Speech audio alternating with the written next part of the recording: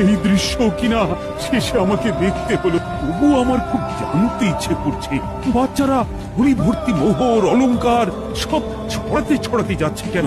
মহারাজ, আর একটা ব্যাপার কি আপনি লক্ষ্য করেছেন?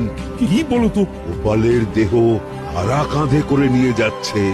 হয়তো হয়তো মন্ত্রী, সেনাপতি, জ্যোতিষী আর পণ্ডিত। আসলে গোপালের এই শেষ যাত্রা আমাদের কিছু শিক্ষা দিয়ে যাচ্ছে মহারাজ।